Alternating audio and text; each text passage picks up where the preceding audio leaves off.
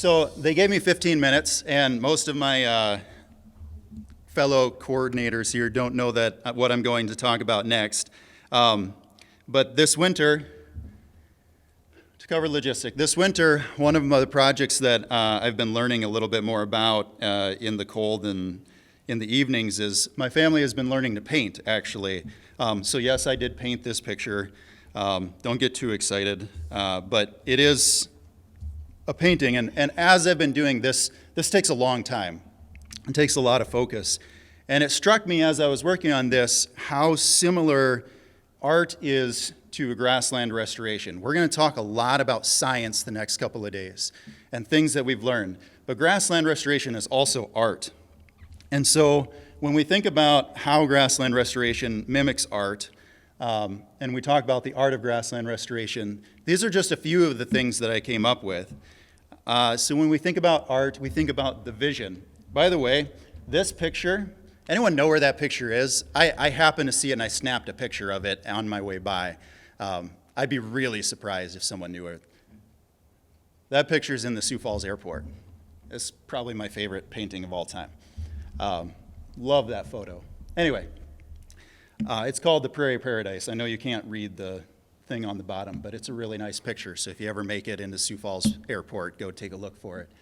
But just like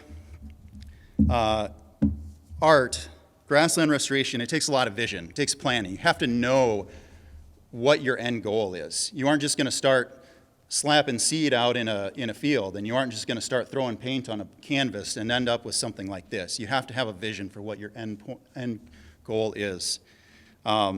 You also have to think about the materials you have.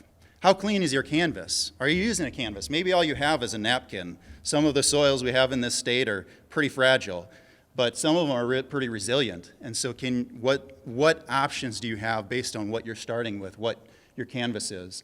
Then we start to think about things like soil health, invasive species, herbicide residue. How clean is your starting canvas? And what tools you'll use.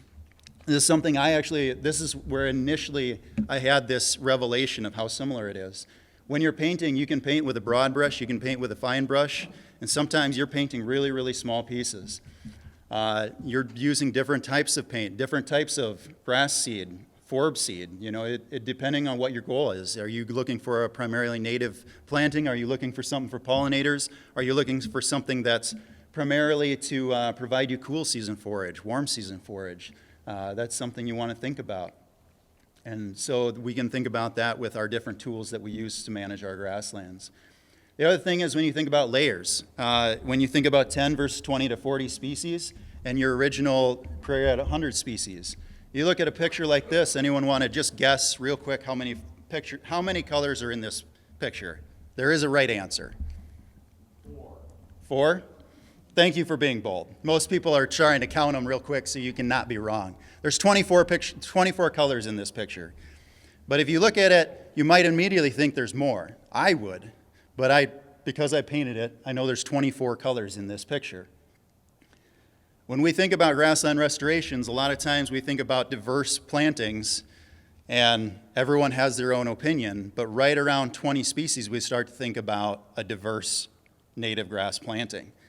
Now, there are people who are willing to go up to 80 species, 90 species, but it starts to get your level of management and the time involved goes up pretty substantially when you start to do that. So, a painting like this probably has 80 to 90 different colors mixed in there, maybe even more. But I'll guarantee you it took him a long time to put that together. Another thing I thought about is just attention to detail. So, are you focusing primarily on your big pieces? Are you thinking, I need just my warm season grasses are the main thing I'm going to focus on? Or are you someone who's really focused on replicating as closely as you can the original native prairie, and so you're putting a lot of time and effort and money into that? It really varies depending on who you are and what your goals are and how much time you have. By the way, I've become a fan of AI over the years, and so this picture is what AI thinks grasslands of the northern Great Plains look like in a watercolor painting. That was my cue for it. I don't know why they had to put a tree in it, but this is what grasslands of the Northern Great Plains look like according to AI in a watercolor painting. But when we're working with grassland plantings, we got to adapt. We got to adjust. We do the same thing with grasslands. Anyone know Bob Ross? Everyone know Bob Ross? Happy accidents, right? Happy little trees. So sometimes we have happy accidents when it comes to grassland management as well. And most of us can actually come up with an idea if we've been in this long enough where something didn't go the way we thought it should, but it actually turned out pretty well. I've got a good example of that, and I think you'll get to hear about it tomorrow. Time, patience, persistence. How much time do you have? Are you a patient person? Most of us who have done a native grassland planting know that it takes time, and part of that is managing expectation. You aren't going to paint a picture in 2 hours, and you're probably not going to end up with fully functioning grassland in 2 years. If you think about, I've heard the term thrown out, the idea of old growth grasslands. Most of us have heard about old growth forest. Most of the grasslands, when we're talking about restorations, they're new growth, right? They're really, really young, and it may take us decades, if not centuries, before we start to see them as fully functioning as we would like in a restoration. And what are you willing to invest? What do you have? And finally, when you have something that's fully put together, it takes a lot of people to pull this off, but to be able to celebrate that finished work of art, a really nice restored grassland is a work of art. It's something to be excited about. Art looks different for everyone. Some of you might be Picassos over here. That might be how you envision a grassland. And if that's your goal, and if that's what your vision is, that's just fine. No one else can tell you. I'm not hanging that in my house, but that doesn't mean that it's not something that you're excited about. Some of you are modern artists. This seems like the corn and soybeans guys, right? Like fence lines and straight lines and everything that is just where it's supposed to be. But you could do that with a grassland planting. Of course, most of you are familiar with Terry Redlin and his work, and so the difference in blending light and shadow. Art looks different for everyone. Everyone's planting is going to be a little bit different based on what their goals are. You may try to copy someone's art. A lot of you will be familiar with Van Gogh's Starry Night that's here. 2 minutes. Okay, I'll keep moving. And there's been a lot of people who have tried to copy this. This is one thing that a lot of grade schoolers in art class, they try to copy Van Gogh's Starry Night, and you end up with pictures like this. There's nothing wrong with trying to take what someone else has done and not adapt it to your own place. Just know that rarely will you get the same results. There's difference in the material you're using, there's difference in the soils, and so just keep that in mind as you're doing a restoration as well. And so this is part of my place.